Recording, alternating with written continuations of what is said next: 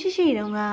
စိမ့်လန်းဆိုပြေရဲ့လေကွင်းပြင်တွေဝင်းရံထားတဲ့ဇလက်ဖြူဆိုတဲ့ရွာကလေးတရွာရှိပါတယ်။အဲ့ဒီရွာကလေးမှာတွန်းလဲဟောင်းလေးတစ်စီးနဲ့ဒံပေါက်ရောင်းနေတဲ့အဖွားဦးတယောက်လည်းရှိပါတယ်။အဖွားရဲ့နာမည်ကဖွားအီတဲ့။ဖွားအီရဲ့လက်ရာကတော့တရွာလုံးနေမကပါဘူး။နီးစပ်ရာမျိုးနယ်တွေအထိနာမည်ကြီးလာပါတယ်။ဖွားအီဟာဆိုရင်ဖြင့်မနက်အာယုံမတက်ခင်ကတည်းကနိုးနေပါပြီ။အေးရနိုးလာတာနဲ့ခြံထဲကရတဲ့လက်ဆက်တဲ့မုံလာဥတွေပဲသီးတွေအာလူးတွေကိုစေးကြောပြီးအင်မတန်မှအနံ့အရသာနဲ့ပြည့်စုံတဲ့ဒံပေါက်ဟင်းကြီးကိုစားတင်ချက်ပြုတ်ပါတော့တယ်။ဖွားအေးရဲ့ဟင်းအိုးကြီးကထွက်လာတဲ့မှုရည်နံတွေကလမ်းသွားလမ်းလာတွေကိုတင်မကပါဘူး။အိမ်နီးနားချင်းတွေကိုပါဗိုက်စာစေပါတယ်။ဖွားအေးကစေတနာလဲသိပ်ကောင်းပါတယ်။ဒံပေါက်တပွဲကိုပြပြထင်ထင်ဈေးချိုချိုနဲ့ရောင်းတဲ့အပြင်ငွေမပါတဲ့စင်ရဲသားတွေတရောင်းစားတွေကိုလည်းစားပါသားတို့ရေ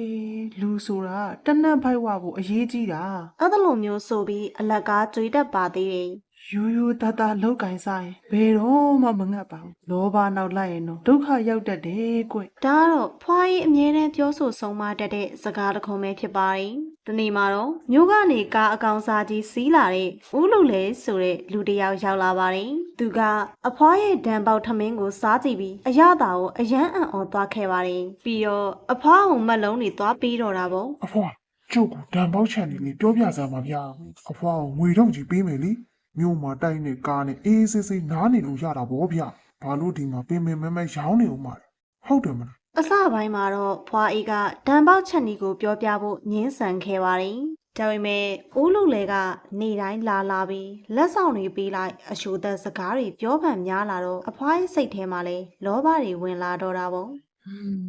ငါလည်းအသက်ကြီးပြီ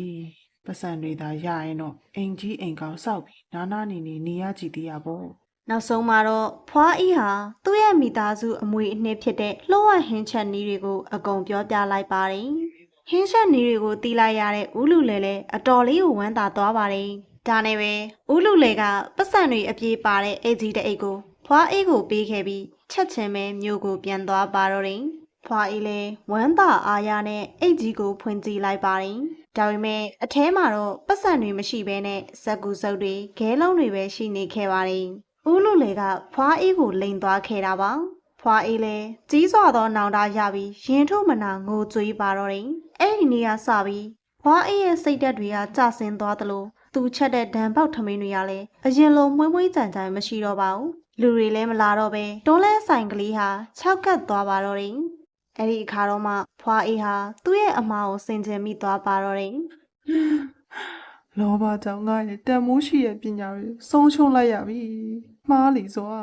ဖွာအေးလည်းနောင်တကိုသင်ခန်းစာယူပြီးအစ်စ်ကနေပြန်လဲစတင်ကြိုးစားပါတော့တယ်စေတနာကိုအရင်ခံပြီးပြန်လဲချက်ပြုတ်တဲ့အခါမှာတော့ဖွာအေးရဲ့လက်ရဟာတဖြည်းဖြည်းနဲ့ပြန်ကောင်းလာခဲ့ပါတယ်ရွာသားတွေကလည်းအဖွားကိုတနာပြီးဒံပေါက်ထမင်းတွေကိုအားပေးကြတာပေါ့အခုဆိုရင်ဖြစ်ဖွာအေးကလူတိုင်းကိုဒီစကားလေးပြောလေးရှိပါတယ်